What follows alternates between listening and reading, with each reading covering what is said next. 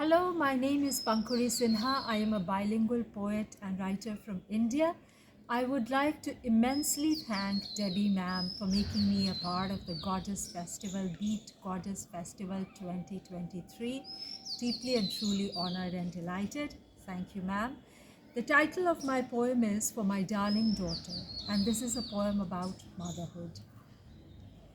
My darling daughter, pardon me, for I have not been able to bring you into this world till now. Not that it's a pretty place or even tolerant, but having conjured you up and having promised you, I should have been able to. But what happened was unbelievable. You see, the man I was with turned out to be a total scoundrel.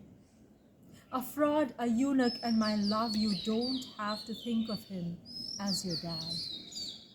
At all, you don't have to think of him as your dad at all. It was a worthless guy who began to follow me when I was 19 and going out with a boyfriend for the first time, accompanying us to every dining out and a movie. And then later, he made a drama, a political drama out of simple, organic baby making.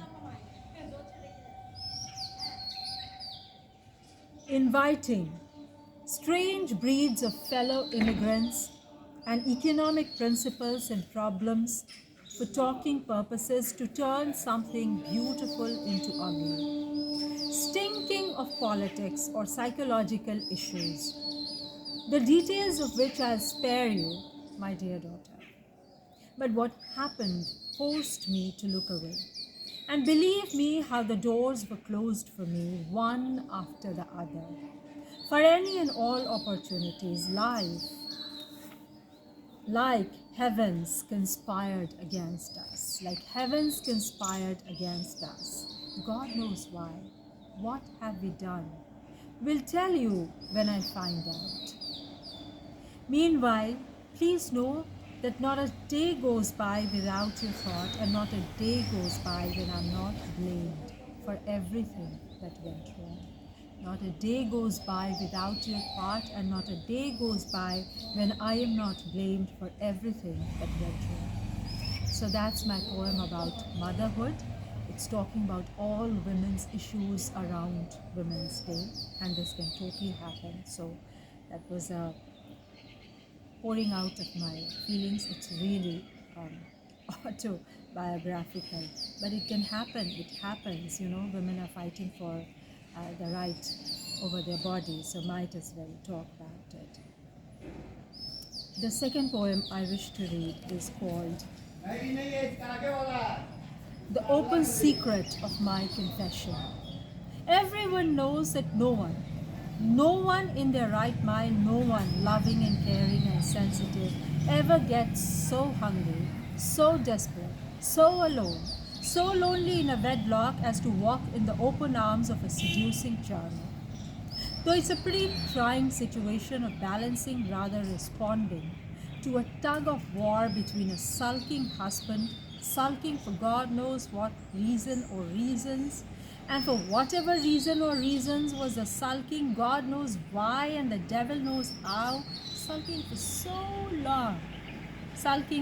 long in a manner so bizarre, but the trying situation, not in terms of control but comprehension, logic, tolerance, and finally endurance of one's life being controlled would result in such a rebellion of ego before a husband demanding to be pleased, refusing all approaches, caresses, points of reconciliation proposed in a friendly, wifely manner sometimes is a surprise even to the decision maker.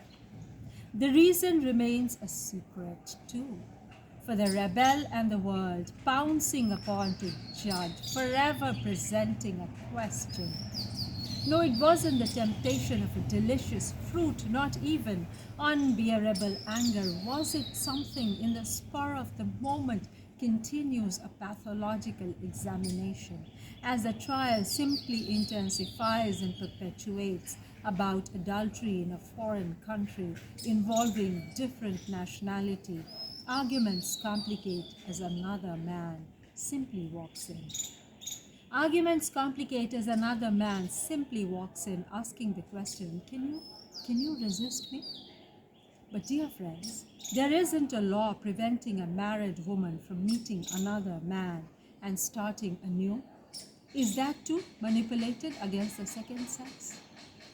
So those are my two poems celebrating the Greek Goddess Festival, issues that deal with problematic aspect of a woman's life, women's life. And thank you again, and cheers, and happy Women's Day to women all over the world, and also to men. Why don't we become friends? Why don't we become equals? Why do we have to face subordination? Why do we have to face violence, even psychological? Cheers to peace.